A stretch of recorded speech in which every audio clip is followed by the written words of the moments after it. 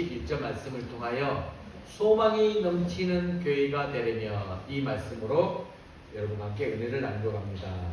그래서 오늘 같이 볼 영상은 여러분 영화배우인인 신현준 씨 아신가요? 신현준 씨 어디 영화 나오고 또 드라마도 나오고 예능 프로그램도 나오고 좀 하는데 이분도 귀한 하나님의 자녀이고 백성입니다. 이분의 간증 메시지를 한번 듣고 은혜를 받길 바랍니다.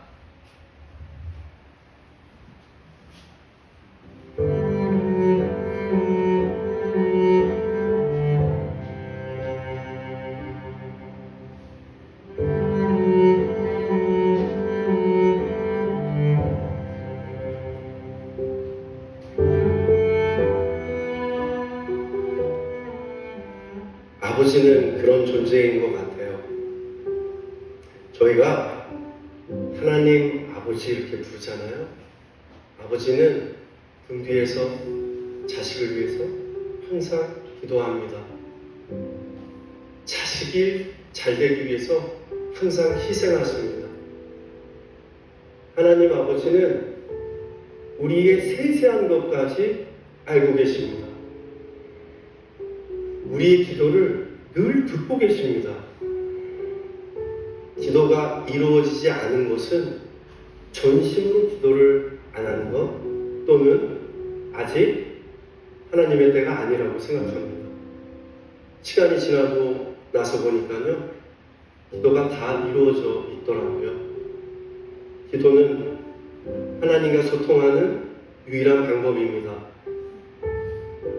저의 기도를 하나님이 원하시는 하나님의 때에 이루어 주시는 걸 전 알고 있습니다. 제가 아이 셋을 기르다 보니까요, 이제 학교도 다니게 되고 차량에 횡단보도도 막 건너게 되고 아주 세세한 것까지 신경이 쓰이더라고요. 근데 늘 아빠는 일이 있으니까 옆에 있지를 못하잖아요. 저희 아버지 어머니가 그랬던 것처럼 기도밖에 없더라고요. 아빠의 기도, 무릎 꿇고 하는 여러분들의 기도는 지금 여러분들 옆에 계신 하나님께서 들어주실 겁니다. 어머니 아버지께서 어렸을 때부터 현준아, 아주 큰 계획은 아주 습관처럼 기도를 해야 된다. 언제 이루어지실 줄 모르니까 지금부터 기도하라. 그래서 초등학교 때부터 기도했던 것 같아요. 그게 뭐냐면 해외에 교회를 개척하는 기도입니다. 저 아버지 어머니도 못한 걸 왜 나한테 하라고 그러지? 이렇게 얘기하면서 초등학교 때부터 기도를 했어요. 신기하죠? 카자흐스탄하고 키르기스탄에 교회 3개를 개척했습니다. 정말 이루어질 수 없는 것처럼 느껴졌던 모든 것들도 하나님 계획하에 하나님께 모든 기도를 이루어 주셨습니다.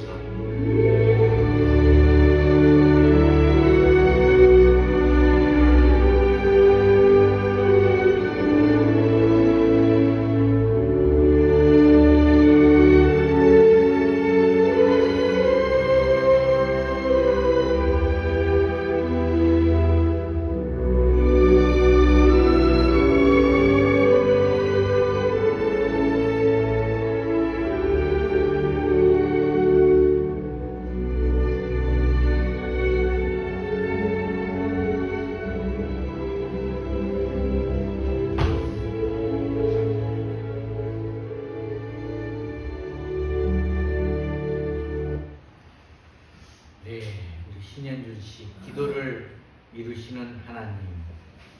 기도는, 기도의 응답은 우리 신현준 씨가 뭐라 그랬죠?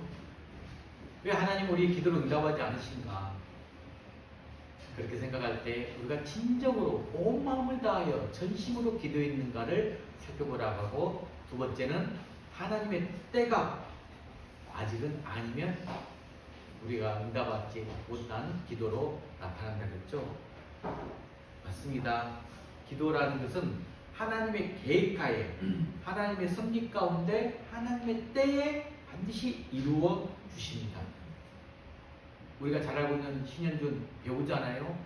정말로 매일 우리가 직접적으로 보는 아니지만 영화를 통해서, 드라마를 통해서, TV를 통해서 우리가 가끔 본 분인데, 이 분이 귀한 믿음의 자녀로서 어렸을 때부터 신앙생활을 잘 해옴으로써 부모님께 가장 큰 믿음의 유산이 이 신현주 씨는 기도인 것 같아요. 그 어머님의 말이 참 저희 마음속에 저도 다가오더라고요.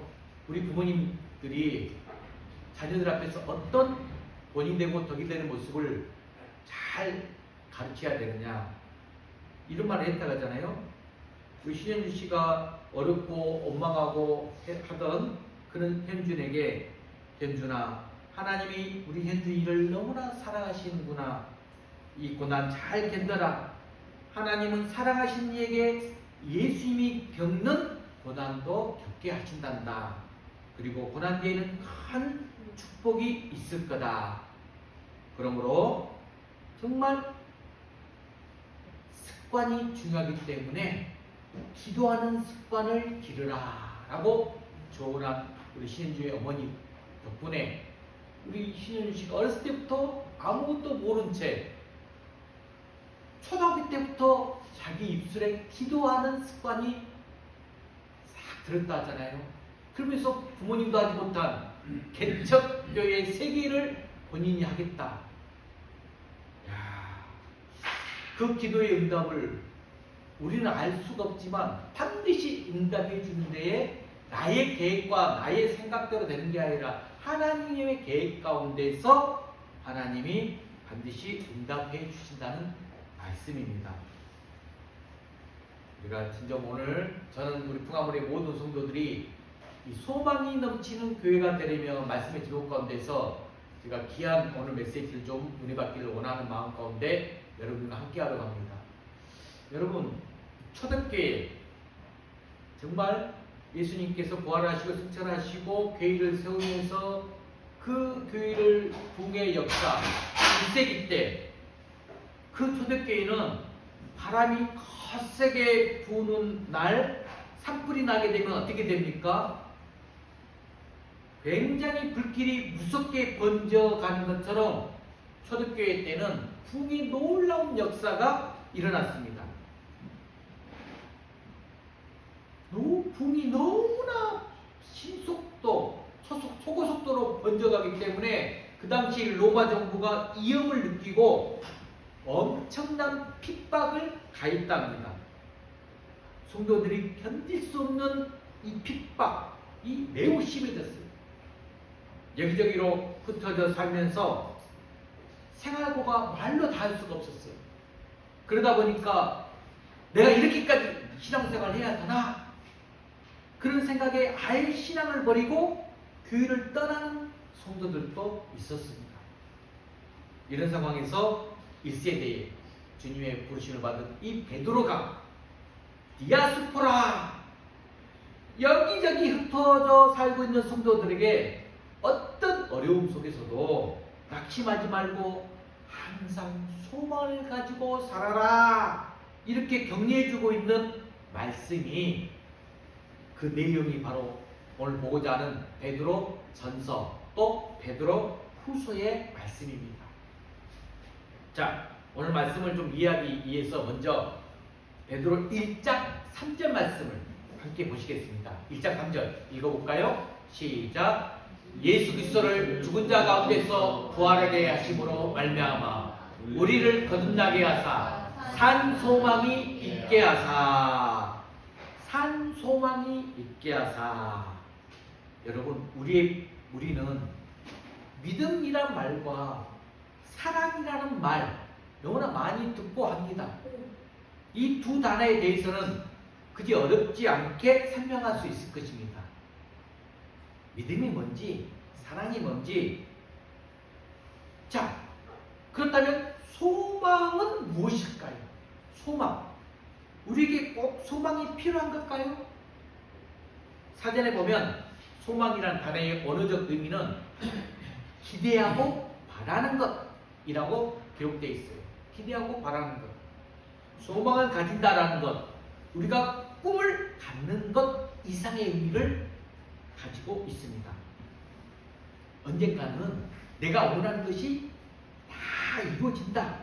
그런 기대감을 가지고 살아간다는 것이죠. 그 소망이 언젠가는 나에게 현실로 이루어진다 라고 굳게 믿는 거예요. 이 소망은 언제나 미래를 향해 발돋움을 하고 있습니다. 신씨 정말로 초등학교 때부터 기도의 습관 가운데 교회 개척 3곳을 연모하며 소망하며 기도했는데 그 꿈을 지금 이루고 나갔잖아요. 그게 바로 소망이에요.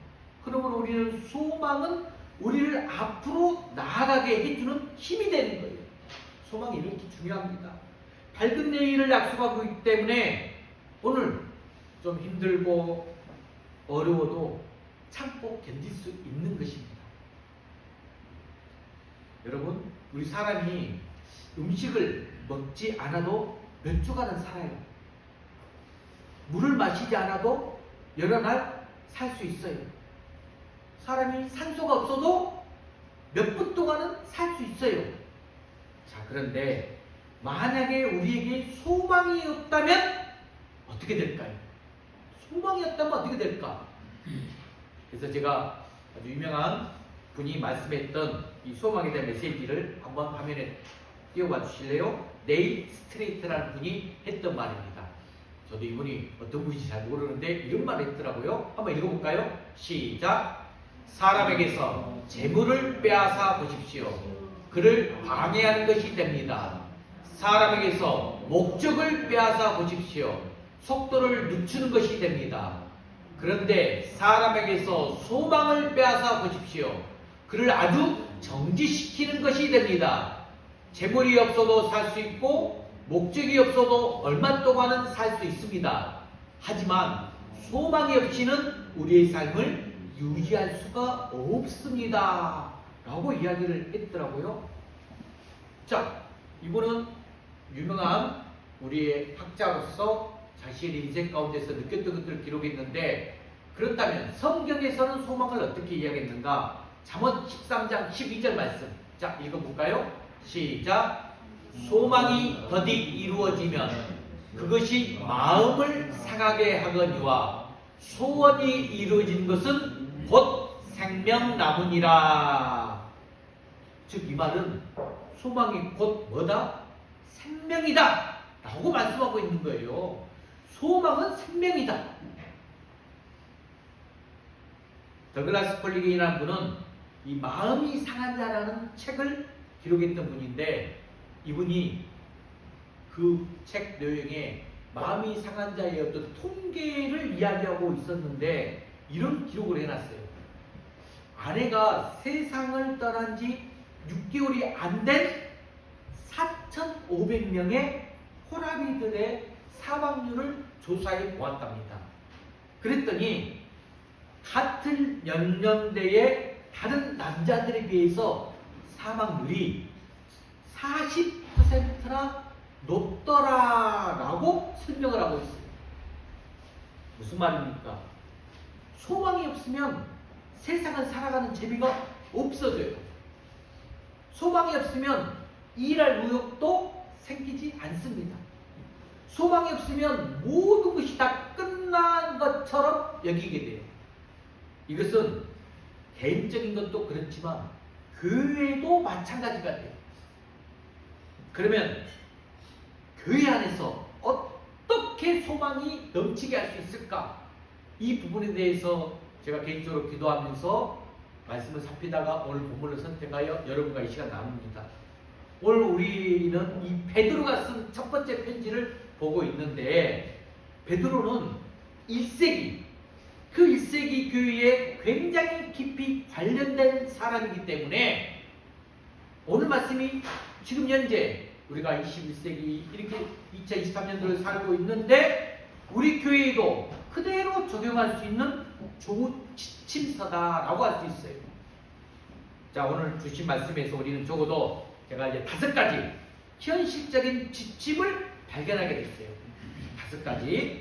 자, 하나하나가 다 교회 안에 필요한 요소들이기 때문에 한번 살펴보겠습니다. 우리 교회가 소망이 넘치는 교회가 되려면 무엇이 필요할까? 첫 번째, 한번 크게 한번 외쳐볼까요? 시작! 교회 안에 올바른 지도력이 있어야 합니다. 여러분들 좀 잘 기록하시면 좋을 것 같아요. 저는 여러분한테 말씀하잖아요. 말씀을 들으면서 귀로만 듣고 끝나버리면 잊어버리는 게 아니라 기록으로 남겨야만, 그리고 다시 들어야만이, 그래야만이 내 거가 되고 이 안에서 은혜가 있고 하나님의 응답도 있습니다. 교회 안에 올바른 지도력이 있어야 된다고 첫 번째 말하고 있어요. 그 내용이 본문 2절부터 4절까지예요. 다시 한번 읽어볼까요? 2절부터 4절까지 시작! 너희 중에 있는 하나님의 양 무리를 치되 억지로 하지 말고 하나님의 뜻을 따라 자원하며 더러운 이득을 위하여 하지 말고 기꺼이 하며 맡은 자들에게 주장하는 자세를 하지 말고 양무리의 본이 되라. 그리하면 목자장이 나타나실 때에 시들지 아니하는 영광의 관을 얻으리라. 아멘. 굉장히 저에게도 주시는 귀한 말씀인데, 성도들이 핍박과 고통을 당하면서 순교의 자리까지 갈 수밖에 없는 참으로 어둡고 암울한 시대에 교회의 지도자들이 역할을 제대로 못하고 있었어요. 그 암울하고 정말로 순교의 자리밖에 갈 수 없는 그 참혹한 시대에 교회 지도자들은 제대로 된 참된 지도력이 없었어요. 그래서 베드로가 지금 교회 지도자들에게 먼저 이런 중요한 내용의 이야기를 하고 있는 것입니다. 자, 방금 읽은 말씀을 한번 잘 살펴보시기 볼까요? 자, 교회 지도자들에게 뭐라고 말했느냐? 하나님의 양무리를 치라! 이렇게 말했잖아요. 자, 어떤 자세로 치라겠죠? 그 뒷구절부터가 딱 나오죠. 억지로가 아니라 하나님의 뜻을 따라 자원함으로 하라 라고 먼저 이야기했어요. 또 더러운 욕심을 위해서 하지 말고 마음에서 우러나와서 하라 라고 이야기했어요. 또 주장하는 자세를 하지 말고 양무리의 본이 되라 라고 말했어요. 그렇게 되어야 마지막 심판 앞에 설 때에 결코 시들지 아니하는 영광의 멸류관을 얻는다라는 말씀입니다. 자, 여러분 잘 아는 인도의 정치적 지도자, 그 유명한 간디가 이런 말을 했죠. 지도자의 영향력이 얼마나 큽니까? 지도자가 불구덩이로 들어가면 따르는 사람들도 이유도 모르고 불구덩이로 같이 들어갑니다. 이렇게 말을 했어요. 그러므로 지도자의 책임이 얼마나 중요한가는 굳이 말로 표현할 또 설명할 필요가 없다는 것이죠. 그런데 오늘 말씀에 보면 누구의 약물이라고 했죠? 지금 하나님의 약물이라고 했어요. 하나님의 약물이라고 표현하고 있어요. 지도자에 의해서 교회의 분위기가 얼마든지 달라질 수 있기 때문에 지도자의 책임이 정말로 중요하다라고 강조하고 있는 거예요. 예, 지도자 자신에게 먼저 산 소망이 있어야 돼요. 지도자에게 소망이 없으면 그에 따르는 무리들 불쌍해질 수밖에 없는 것이죠. 이 소망이 넘치는 교회가 되기 위해서 첫 번째, 교회 안에 올바른 지도력이 반드시 필요하다라는 말씀입니다. 그렇다면 그 일 누가 담당해야 됩니까? 바로 목회자인 저를 비롯해서 정말로 우리 교회, 여러분 우리 교회는 몇 명 되지 않아요. 그리고 전부 다 이 개척교회를 섬기면서 이 작은 교회를 섬기면서 헌신과 다짐을 다한 귀중한 자들, 그 역할을 다 감당해 주셔야 합니다. 그리 되는 여러분 되시길 주님으로 간절히 축복합니다. 자, 두 번째는 뭐냐? 우리가 풍성한 소망이 넘치는 교회가 되려면 서로가 겸손해야 합니다. 자, 뭐 해야 된다? 두 번째, 서로가 겸손하자. 자, 베드로 계속 들어볼까요? 5절 말씀 읽어봅시다. 5절. 시작. 젊은 자들아, 이와 같이 장로들에게 순종하고 다 서로 겸손으로 허리를 동이라. 하나님은 교만한 자를 대적하시되 겸손한 자들에게는 은혜를 주시느니라. 아멘. 자, 이 말씀 얼마나 멋지고 아름다운 조화입니까? 젊은 세대들에게 기성세대들의 말을 지금 잘 들으라 라고 권면하고 있는 거예요. 이처럼 우리가 이 세대 간에 서로 존경하는 마음과 자유로운 의사소통이 잘 이루어져야 돼요. 요즘 세대는 너무나 빠르게 급변하는 시대이기 때문에 이 아버지와 아들의 대화도 힘들고 형과 동생 사이, 심지어는 쌍둥이에게도 이 세대 차이를 느낀다라는 시대예요. 그러더라고요. 지금 우리는 내일을 알 수 없는 정말 불안한 세상에서 살아가고 있어요. 세상이 정말로 빠른 속도로 변하고 있습니다. 옛날에는 뭐 10년지기, 100년지기, 100년 동안에 변할 것이 지금은 10년도 안 돼. 5년이면 변한다고 합니다.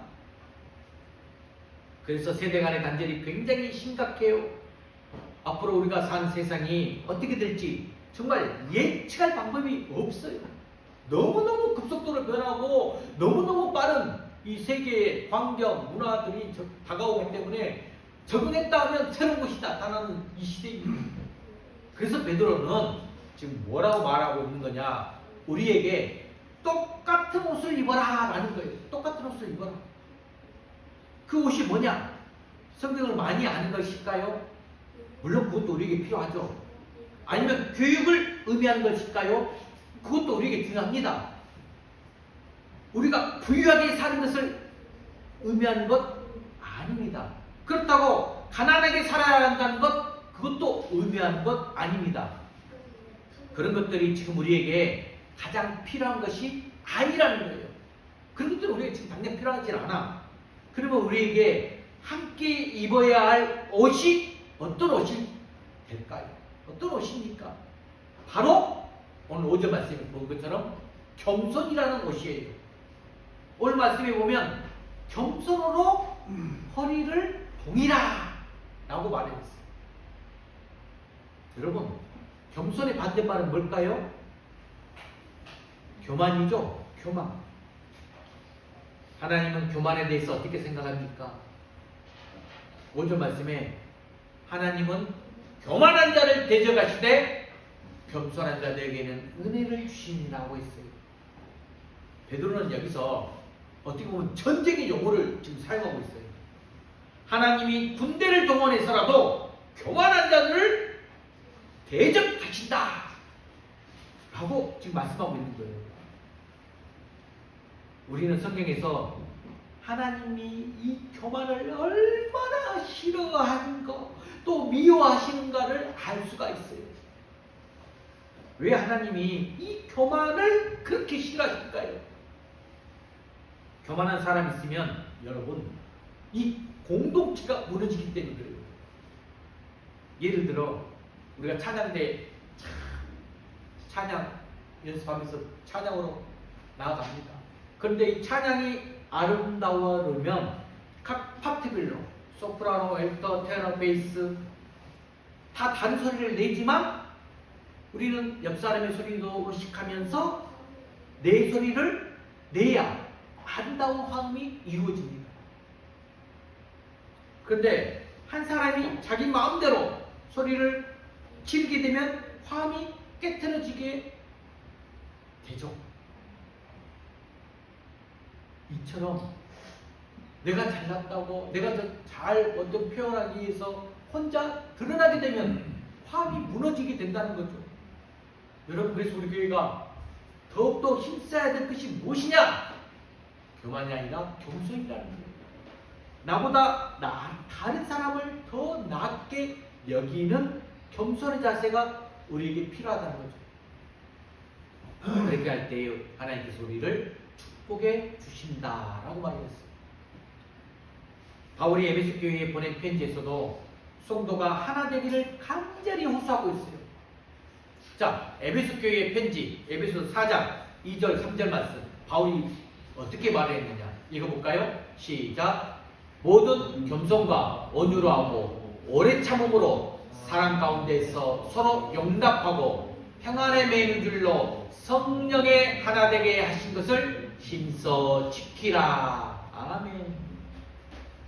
사랑하는 우리 부가무리교회 모든 성도 여러분, 우리 부가무리교회가 소망이 넘치는 교회가 되려면 두 번째로 우리 모두가 겸손함으로 무장이 되어야 될 줄로 믿으시기 바랍니다. 자, 이제 세 번째는 뭘까? 우리 교회가 소망이 넘치는 교회가 되려면 한번 읽어볼까요? 시작. 우리 마음에 있는 불안을 다 떨쳐내 버려야 한다. 여러분, 불안을 없애는 말씀, 저가 이 말씀을 정말 많은 곳에서, 많은 사람 앞에서 이야기를 합니다. 오늘 보면 7절 말씀, 이것보다 더 좋은 축구가 없다라고 저는 생각합니다. 자, 본문 7절 크게 한번 속합시다. 시작. 너희 염려를 다 주께 맡기라. 이는 그가 너희를 돌보심이라. 성도 여러분, 우리 마음속에서 일어나는 이 염려와 근심이 우리에게서 이 소망을 빼앗아가는 거예요. 여러분 꼭 기억하시기 바랍니다.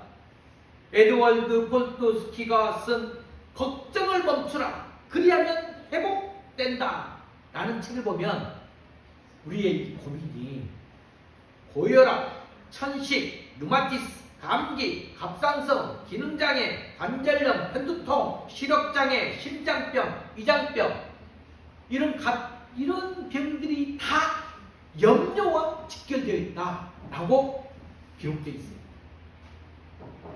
하나님께서도 여러분 염려를 얼마나 심각한 문제로 다루고 있느냐, 성경에서 보면 염려하지 말라 이 말씀이 여러분 성경을 묵상해 놓으면 약 500번 넘게 다루고 있어요.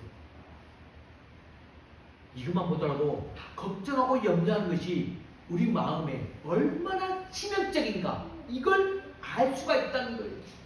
여러분이 성경을 통해서 하나님께서 보여주신 이 놀라운 이 지혜를 반드시 깨달아야 돼요. 정신과 의사들의 말씀에서도 보게 되면 이 염려는 어떤 전염병보다도 전염성이 강하다라고 말을 해요.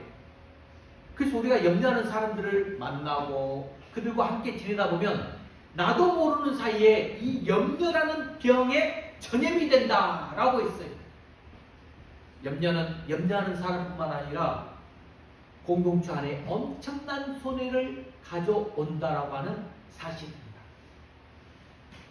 자, 제가 염려의 키워드를 좀 적었는데 한번 눌러줄까요? 염려가 헬라어로는 메린나오 이 말인데, 이 메린나오가 갈라진다, 이것과 마음, 이 합성어가 메린나오예요. 갈라진다, 마음. 그러면 해석하게 되면 한마디로 염려가 우리 마음을 갈라지게 한다, 이겁니다. 원어적으로 헬라어적인 해석을 하게 되면 염려가 많은 사람 치고 큰일 하는 사람 여러분 거의 없어요. 마음이 갈라진 사람은 항상 흔들리게 돼 있어. 항상 갈대처럼 요동을 쳐요. 염려가 많은 사람은 또 이 감정이 불안정이 하기 때문에 안정감이 없어요. 오해도 잘하고 의심도 잘하고 결국 불행에 빠지는 결정적 요인이 되는 게 염려라는 거예요. 여러분, 염려는 이렇게도 정의할 수 있어요. 우리 인간의 제1의 적이다 라고. 어떤 병보다도 무서운 병이 바로 염려라는 거예요. 여러분, 우리가 지금 지난 100년 동안 이 지구상의 인구 증가율이 671%이랍니다. 그런데 이 같은 기간에 정신질환자의 수가 얼마 증가됐느냐? 인구 수가 아까 671%라겠죠. 근데 정신질환자 수의 증가율은 23,328%랍니다. 와, 인구 증가율의 35배에 달하는 엄청난 엄청난 수치로 정신질환자 수가 증가됐다는 거예요. 그래서 이 지금 시대적으로 상담 사역들, 정신질환자를 만나는 그 분야의 업종, 직종이 계속 늘어나고 있잖아요. 이 염려는 좀 더 엄격하게 말하면 여러분 성경학적으로는 죄라고도 말할 수 있어요. 염려하면. 오늘 정말 무서운 경각심입니다. 왜냐하면 하나님께서 지금 뭐라고 말했죠? 염려하지 말라 그랬어요. 하나님께서 염려하지 말라고 강조했는데 우리가 염려하면 그것은 곧 말씀을 어기는 뭐가 된다? 죄가 된다는 말이에요. 염려는 우리가 하나님 말씀을 믿지 못해서 나타나는 불신앙의 결과입니다.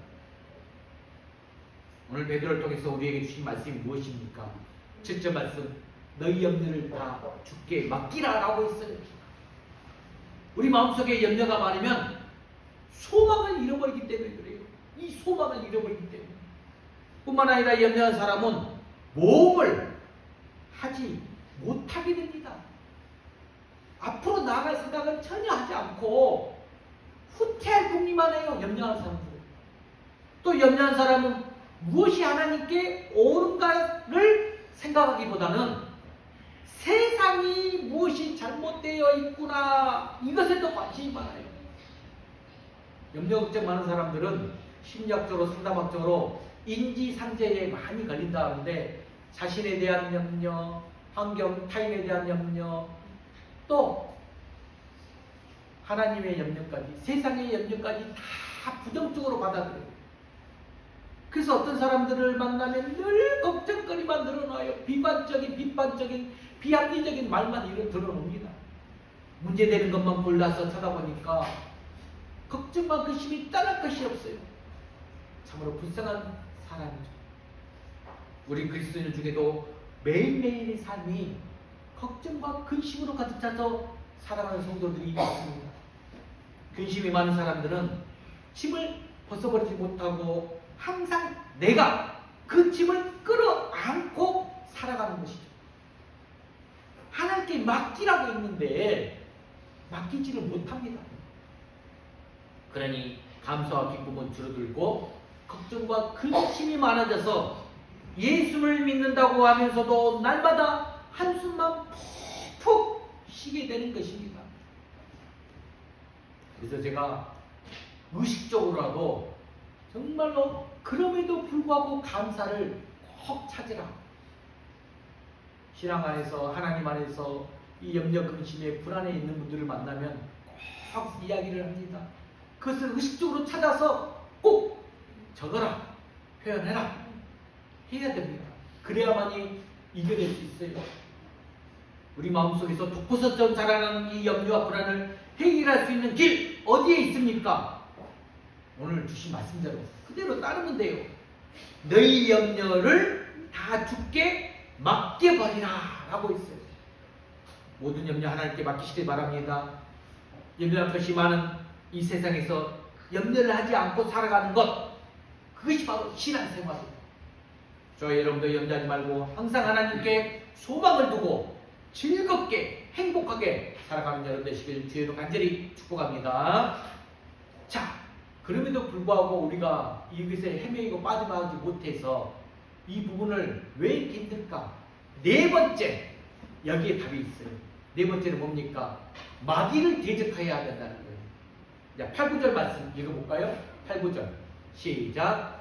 근신하라, 깨어라. 너희 대적 마귀가 우는 사자같이 두루다니며 삼킬 자를 찾나니 너희는 믿음을 굳건하게 하여 그를 대적하라. 이는 세상에 있는 너희 형제들도 동일한 고난을 당하는 줄을 알미라. 자, 여기서 근신하라가 나오죠. 이 말씀은 굳세게 하라라는 뜻이에요. 굳세게 하라. 또 깨어라는 말이 나오죠. 이 말씀은 정신을 똑바로 차리라 이 말이에요. 지금 원수마귀가 우리를 삼키려 하고 있어요. 여러분 영적으로 잘 듣기 바랍니다. 제가 이 말씀을 어제 설교를 딱 정리하면서 정말로 전인적으로 제가 이제 전인상담을 하고 있는데 전적으로 우리가 성도들 돌보고 하나님께서도 전인적으로 우리를 살피고 계시구나. 아까 이 염려라는 것은 심리적이잖아요. 의지적인 부분이 보이잖아요. 영적인 부분이 보이잖아요. 정말로 심리적, 영적, 환경적 이 모든 부분을 다 우리에게 지금 베드로가 말하고 있어요. 이 원수 마귀, 자 영적으로 우리 마귀 삭기로 하고 있어요. 여러분 우리는 마귀를 의식하지 못해도 마귀는 우리를 의식하고 있어요. 마귀는 우리를 너무나 잘 알고 있어요. 마귀는 아주 교활하고 영악하고 노련합니다. 마귀는 아주 능숙해요. 아무리 싸워도 지칠 줄을 모릅니다. 마귀는 하나님의 사악하고 노련합니다. 마귀는 능숙하면서도 정말 하나님의 사람이면 무조건 경멸을 해요. 그러므로 우리가 단 한순간이라도 이 마귀에 대해서 방심하면 우리는 큰일 납니다. 마귀는 우리를 삭히려고 수단과 방법을 갈지 않고 있어요. 밖에서의 공격이 주의하지 않으면 안으로 들어와서 전략을 세워 우리를 넘어뜨리려고 합니다. 이런 마귀의 공격에 대해서 우리가 어떻게 반응해야 하느냐? 여러분 정말 오늘 말씀이 뭐라 하겠습니까? 물리쳐라! 대적해라! 믿음을 굳게 해라! 라고 했습니다. 이런 마귀의 공격, 물리치는 방법 여러분 딱 하나 있어요. 뭐냐? 마귀는 어두움을 싫어해요. 어둠의 권세자이기 때문에 빛 앞에서는 도망을 가요. 그래서 이 말이 뭐냐? 내가 흔들리고 있는 내 마음 가운데 마귀가 나를 저주하고 넘어뜨리는 어떤 요소가 보이면 그걸 감추고 억압하고 억제하지 마시고 그걸 존재를 밖으로 드러내십시오. 드러내는 순간 승리합니다. 마귀의 역사는 숨기지 말고 드러내야 한다는 거예요. 믿음을 굳건히 해서 대적해야 돼요. 마귀의 악랄한 전술을 알고 있으면 승리는 반드시 우리의 것이 된다는 사실 저와 여러분이 분명하게 믿으시길 주의 이름으로 간절히 축복합니다. 마귀를 대적하시기 바랍니다. 이제 마지막 5번째 우리가 소망이 넘치는 교회가 되려면 자, 읽어봅시다. 5번째 시작. 모든 역경을 딛고 일어서야 한다. 자 오늘 본문 10절 11절 말씀입니다. 자, 한번 같이 크게 선포합시다. 시작. 모든 은혜의 하나님 곧 그리스도 안에서 너희를 부르셔서 자기의 영원한 영광에 들어가 계신 이가 잠깐 고난을 당한 너희를 친히 온전하게 하시며 굳건하게 하시며 강하게 하시며 털을 견고하게 하시리라. 권능이 세세 무궁하도록 그에게 있을지어다. 아멘. 여러분 지금 베드로는 우리 믿음의 권속들이 함정에 빠져 있는 것을 알고 있어요. 그들이 고통을 당하는 것 이것도 문제죠. 하지만 그들이 그 고통을 얼마나 잘 견딜 수 있을까? 이게 더 큰 문제였어요.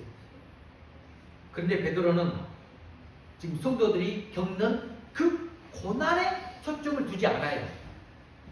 오히려 그 고난을 통해서 얻는 유익이 뭔지를 먼저 생각합니다.